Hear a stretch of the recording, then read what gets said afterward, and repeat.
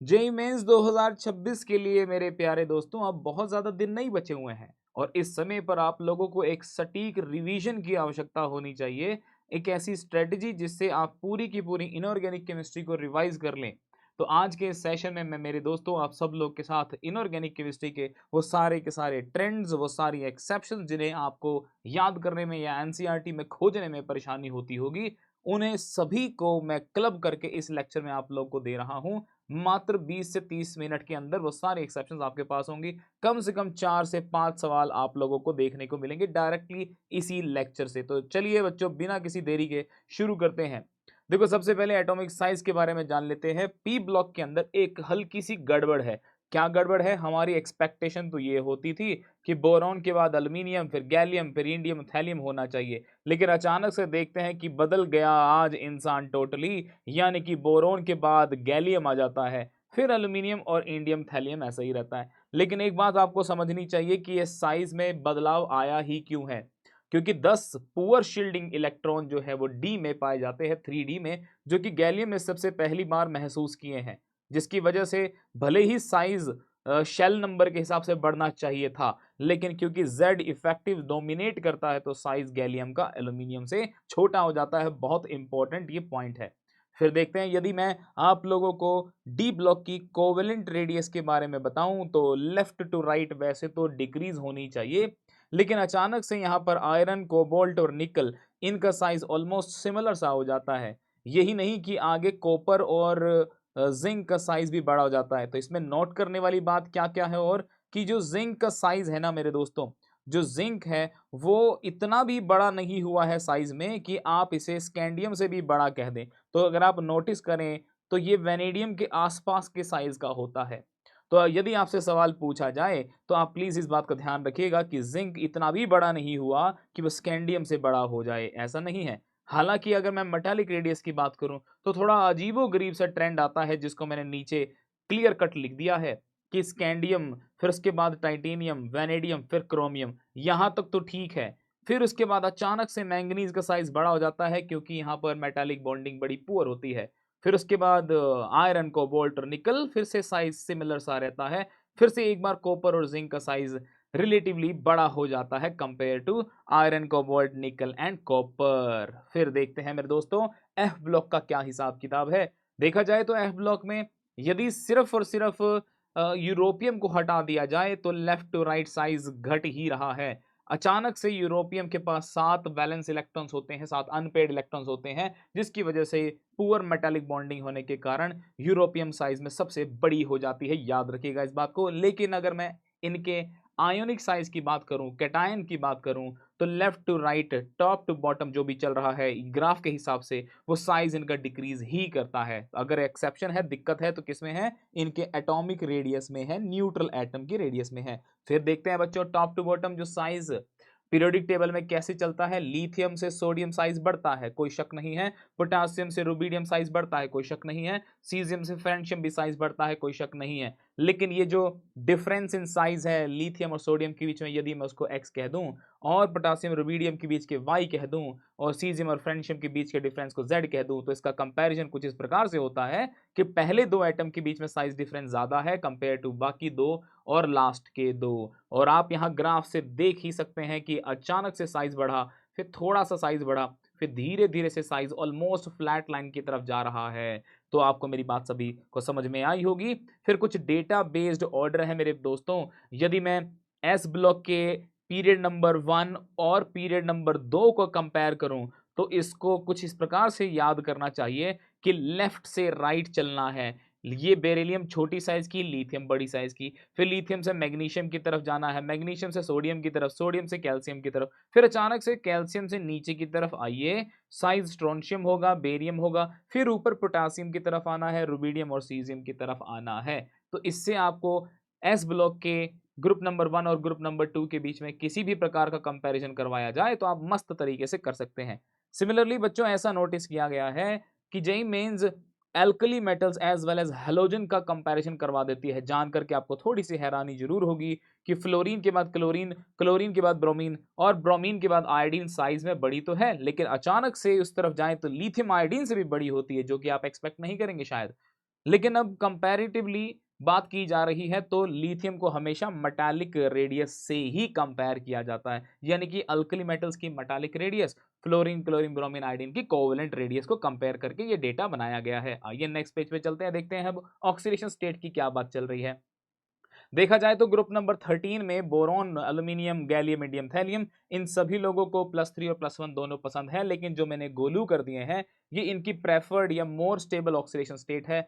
Boron +3 पसंद करता है, एल्यूमिनियम भी +3 पसंद करता है, गैलियम भी +3 पसंद करता है, इंडियम भी +3 पसंद करता है, और फिर थैलियम में क्योंकि हमारे पास आ जाता है इनर्ट पेयर इफेक्ट, जिसकी वजह से थैलियम को +3 नहीं बल्कि +1 पसंद है। सिमिलरली कार्बन फैमिली के अंदर पहले हमारा जो लेड होता है इसको +2 पसंद होती है। क्या पसंद होती है? +2 पसंद होती है, +4 ज़्यादा पसंद नहीं है। सिमिलरली जो ग्रुप नंबर 15 है हमारा, ग्रुप नंबर 15 में बिस्मिथ को क्या पसंद है भैया? बिस्मिथ को हमेशा हमें +3 देनी चाहिए। बिस्मिथ का +5 का सिर्फ और सिर्फ एक ही कंपाउंड नोन है जो कि है BiF5, और कोई बिस्मिथ का +5 कंपाउंड नहीं है। तो टॉप टू बॉटम जो stability of higher oxidation state है वो घटती जाती है, और टॉप टू बॉटम जो stability of lower oxidation state है वो बढ़ती जाती है। ग्रुप नंबर 16 में देखें तो ऑक्सीजन को हमेशा सिर्फ और सिर्फ +2 ही पसंद है, और नीचे आते आते आते देखी जाए तो +6 भी है। +6 के बाद +2 अचानक से आ जाता है थैलियम, टेलुरियम का और पोलोनियम का। याद रखेंगे टेलुरियम को +2 ज़्यादा पसंद है और पोलोनियम को +4 ज़्यादा पसंद है। थोड़ा सा गड़बड़ है इसके अंदर, इसीलिए मैंने आपको यहाँ पर एक साथ दे दिया डेटा। फिर बात आती है बच्चों आयनाइजेशन एनर्जी की। इस प्रकार से W बनाना है, और ये W को याद करने का तरीका है बीत गई। क्या हो गई है बच्चों? बीत गई। जो हो गई सो बीत गई। Boron, thallium, gallium, aluminium and indium. B से बोरॉन, फिर T से थैलियम, फिर G से गैलियम, एल्यूमिनियम का A है और इंडियम का I है। जो ग्रुप नंबर 14 है उसमें लास्ट वाले 2 एलिमेंट में ही सिर्फ और सिर्फ एक्सेप्शंस हैं। तो याद रखने का तरीका, कहे सीता जी, कहे यानी कि कार्बन, सीता जी का मतलब सीता जी का SI, और जी से जर्मेनियम, प्रभु, प्रभु से लेड, एंड देन टिन। याद रहेगा। फिर देखते हैं आयनाइजेशन एनर्जी। जो एक्सपेक्टेड ऑर्डर होता है लेफ्ट टू राइट, हम ये सोचते हैं कि भैया साइज तो होना चाहिए कम, साइज होता है कम तो आयनाइजेशन एनर्जी बढ़नी चाहिए। तो हाँ, हमने ये ट्रेंड लिख लिया, lithium, beryllium, boron, carbon, nitrogen, oxygen, fluorine and neon, लेकिन ये स्ट्रेट फॉरवर्ड नहीं है। यहाँ पर फुल्ली फिल्ड बेरिलियम थोड़ा सा नौटंकी करती है, फुल्ली फिल्ड नाइट्रोजन है जो थोड़ी सी नौटंकी करती है, तो इनके चक्कर में हमें क्या करना पड़ता है? इन्हें स्विच करना पड़ता है। क्या करना पड़ता है दोस्तों? स्विच करना पड़ता है इनके ऑर्डर को।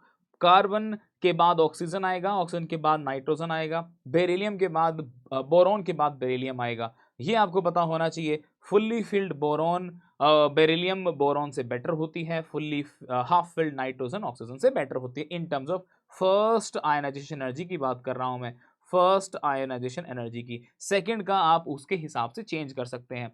फिर देखते हैं 3D सीरीज की, कि स्कूल वैन चली टेढ़ी मेढ़ी, Neha cuts cake for Zubin. भाई एक पार्टी में जा रहे थे, एक ट्रिप पे जा रहे थे सारे के सारे बच्चे, तो बस थोड़ी सी टेढ़ी मेढ़ी चलने लगी, तो नेहा ने सोचा चलो भाई जुबीन के लिए इससे अच्छा मौका नहीं मिलेगा, केक काट देते हैं। तो उसने केक काट दिया, हो सकता है कि उसके बाद काट भी दिया हो। तो 3D सीरीज का आप समझ गए कैसे ये टेढ़ा मेढ़ा सा ट्रेंड है, उसको याद करने का तरीका क्या लगा दिया? स्कूल वैन चली टेढ़ी मेढ़ी, Neha cuts cake for Zubin. याद रखेंगे इस बात को। नेक्स्ट पे चलते हैं। अब देखते हैं दोस्तों लुईस एसिड स्ट्रेंथ। जानते होंगे कि जो बैक बॉन्डिंग होती है वो BF3 में BCl3 से ज्यादा अच्छी और BBr3 से अच्छी, BBr3 में ज्यादा अच्छी होती है Bi3 से। तो जो आदमी के पास ज्यादा हेल्प नहीं है अंदर के अंदर, तो वो बाहर से हेल्प लेगा। इसका मतलब एसिडिक स्ट्रेंथ, जो लुईस एसिडिक स्ट्रेंथ है वो BF3 के सबसे कम होती है। कई बार जेईई मेंस इसको सवाल को बार बार पूछ चुका है, रिपीट मोड पे पूछ चुका है। इलेक्ट्रॉन गेन एंथैल्पी देखते हैं बच्चों, ये बहुत ज्यादा इंपॉर्टेंट है। ग्रुप नंबर 16 एंड 17, सल्फर के बाद सेलेनियम, टेलुरियम, पोलोनियम के बाद ऑक्सीजन आता है। याद रखिएगा इस बात को।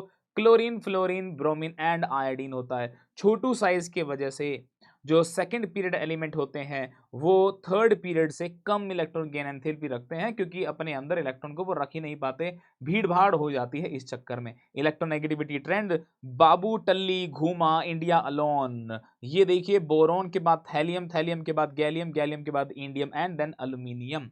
मेल्टिंग पॉइंट का ऑर्डर मैं फिर से एक बार आपको लास्ट वाले पेज पे जरूर बताऊंगा कि बाबू आलू टिक्की इन गोलगप्पा, बाबू गया आलू टिक्की खाने, कहने लगा कि गोलगप्पा के अंदर डाल करके मुझे टिक्की खिलाओ। तो ये मेल्टिंग पॉइंट का ऑर्डर है। बोरॉन के बाद aluminium, thallium, indium, gallium. Group number 13 सबसे ज्यादा परेशान करता है।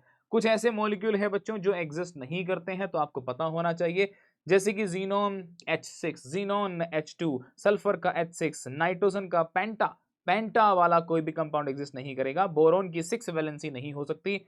फ्लोरीन जो है वो छोटी है, तो अपने इर्द गिर्द मोटू मोटू क्लोरीन नहीं रख सकता।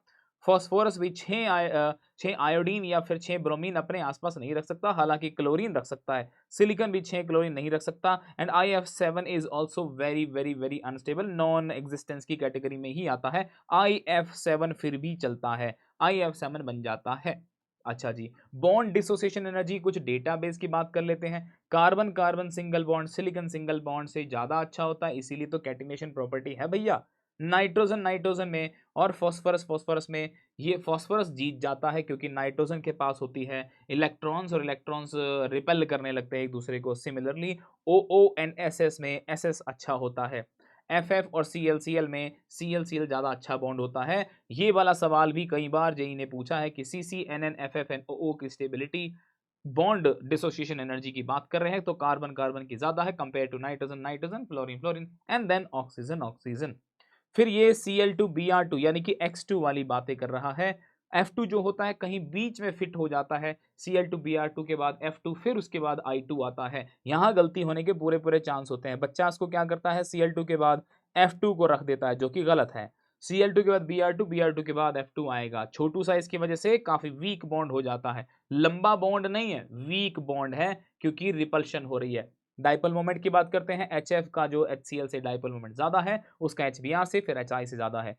CH3Cl का CH3F से, CH3Br then CH3I, CH3Cl then, जैसे जैसे क्लोरीन को बढ़ाओगे डाइपोल मोमेंट घटता जा रहा है, घटता जा रहा है। HF का अमोनिया से ज्यादा है, पानी का अमोनिया से ज्यादा है, पानी का H2S से डाइपोल मोमेंट ज्यादा है।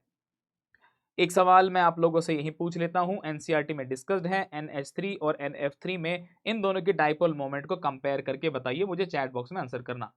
फिर एसिडिक स्ट्रेंथ की बात करते हैं मेरे दोस्तों, HCl HClO4 3N2N1, इस प्रकार से स्टेबिलिटी देखी जाती है कॉन्जुगेट बेस की। H2SO4 ज्यादा एसिडिक है, H2SO3 से, HNO3 जो होता है HNO2 से ज्यादा एसिडिक है। और finally H3PO4, H3PO3 and H3PO2, इसे कहा जाता है फॉस्फोरिक एसिड, इसे कहा जाता है फॉस्फोरिक एसिड, या आप इसे ऑर्थोफॉस्फोरिक एसिड भी कह सकते हैं। इसे कहा जाता है फॉस्फोरस एसिड, फॉस्फोरस एसिड कहा जाता है। और लास्ट वाले को आप कह सकते हैं हाइपोफॉस्फोरस एसिड, हाइपोफॉस्फोरस एसिड। ये नाम से भी आपको पता होने चाहिए।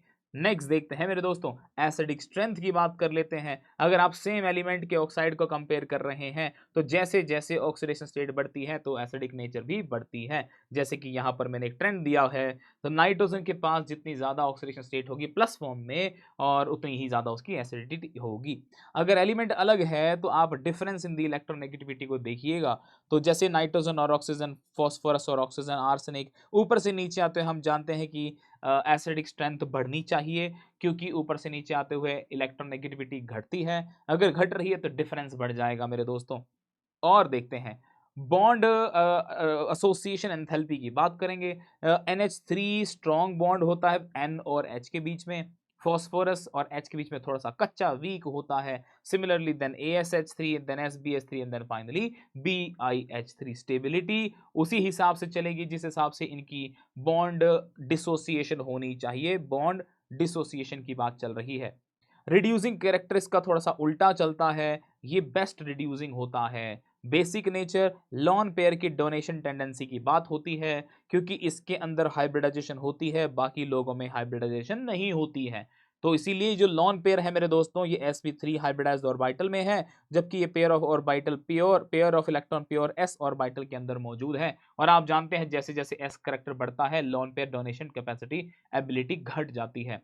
बॉन्ड एंगल, क्योंकि यहाँ पर sp3 हाइब्रिडेशन है तो करीबन करीबन 107 डिग्री, ये करीबन करीबन सभी लोग 90 के आसपास होते हैं, क्योंकि इनके अंदर हाइब्रिडेशन काफी पुअर होती है। फिर देखते हैं बॉन्ड डिसोसिएशन एंथैल्पी में H2O, H2S, H2Se, H2PTE and H2PO होती है। थर्मल स्टेबिलिटी भी बिल्कुल उसी प्रकार से चलेगी। एसिडिक करैक्टर उल्टा चलेगा। याद रखिएगा मेरे दोस्तों, यहाँ पर रिड्यूसिंग करैक्टर की बात हुई थी, बेसिक नेचर की बात हुई थी, लेकिन यहाँ एसिडिक नेचर की बात हो रही है। पानी में और H2S में H2S ज़्यादा एसिडिक होता है। याद रखिएगा रिड्यूसिंग करैक्टर बिल्कुल वैसा जैसे एसिडिक करैक्टर चलता है। बॉन्ड एंगल भी कुछ इसी प्रकार से, यहाँ पर sp3 हाइब्रिडाइजेशन है और sp3 की वजह से ये जो पेयर ऑफ इलेक्ट्रॉन है इजीली डोनेट किया जा सकता है। हाँ, माना मैंने यहाँ पर 2 इलेक्ट्रॉन पेयर है, सभी के पास ही तो 2 है ना? तो ये करीबन-करीबन इनका भी 90 डिग्री के आसपास ही बॉन्ड एंगल आता है, व्हिच इज़ एन एविडेंस कि यहाँ पर कोई भी हाइब्रिडाइजेशन नहीं हो रही है या फिर बहुत पुअर हो रही है। कुछ बॉइलिंग पॉइंट्स डेटा की बात कर लेते हैं। अमोनिया H2O और HF, ये इस प्रकार से यहाँ पर एक डिवीजन अगर कर लिया जाए तो इनका कंपैरिजन मुझे करना है। तो सबसे पहले इन लोगों को पकड़ते हैं, इन चारों को पकड़ते हैं, इनका कैसे होगा बॉइलिंग पॉइंट कंपैरिजन। इसमें Sb ये नीचे से शुरू करेंगे, ये फर्स्ट नंबर पे आता है, फिर उसके बाद ये 2 नंबर पे आता है, फिर उसके बाद ये 3 नंबर पे आता है, 4 नंबर पे आता है। फिर इसकी बात करेंगे, ये नंबर 1 पे आता है, फिर ये नंबर 2 पे आता है, फिर उसके बाद ये नंबर 3 पे आता है, फिर ये नंबर 4 पे आता है, फिर लास्ट वाले में नंबर 1 पे आता है, ये नंबर 2 पे आता है, ये नंबर 3 पे आता है और ये नंबर 4 पे आता है। तो अगर आपने नोटिस किया तो लास्ट वाले दोनों का ट्रेंड एकदम सिमिलर सा है, एकदम सिमिलर सा है। पहले वाले में थोड़ी-सी नौटंकी है, बाकी दोनों का सेम सेम सा ही है 1 4 3 2। ऊपर वाले का क्या आएगा 2 4 3 1, ये ऑर्डर चलता है अगर आप याद रख सकते हैं तो। मेल्टिंग पॉइंट की बात कर लेते हैं, ये सबसे पहले आता है, फिर उसके बाद ये नंबर 2 पे आता है। ये नंबर 2 पे आ जाएगा, फिर उसके बाद ये नंबर 3 पे आ जाएगा एंड लास्ट में ये नंबर 4 पे आ जाएगा।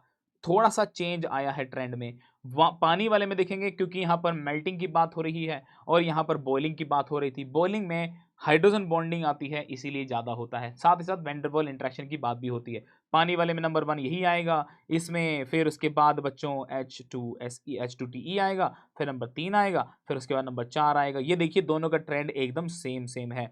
मेल्टिंग पॉइंट सेम सेम चलता है। लास्ट वाले में देखते हैं, सबसे पहले ये आ जाता है, फिर आएगा ये, फिर आता है HBr और लास्ट में आएगा 4। लास्ट वाले में गड़बड़ मत करना, बिल्कुल नाइट्रोजन और ऑक्सीजन फैमिली के जैसे आंसर मत लगा करके आना। नेक्स्ट चलते हैं, बॉइलिंग पॉइंट और मेल्टिंग पॉइंट जो होते हैं जनरली ग्रुप नंबर 13 और 14 के लिए टॉप टू बॉटम डिक्रीज ही करता है। मेल्टिंग पॉइंट, बॉइलिंग पॉइंट 15 से लेकर के 18 तक टॉप टू बॉटम इंक्रीज ही करता है। तो चलो चेक कर लेते हैं कहाँ कहाँ पर गड़बड़ है। ग्रुप नंबर 13 और 14 में नो गड़बड़, नो दिक्कत, नो परेशानी, नो दिक्कत, कोई भी दिक्कत नहीं है। ग्रुप नंबर 15 में लास्ट वालों ने स्विचिंग मारी है, तो नाइट्रोजन, फास्फोरस, आर्सेनिक, एंटीमनी होना चाहिए था लेकिन बिस्मथ पहले आता है। ऑक्सीजन फैमिली में भी लास्ट वाले 2 लोगों ने ही अल्टी पल्टी मारी है।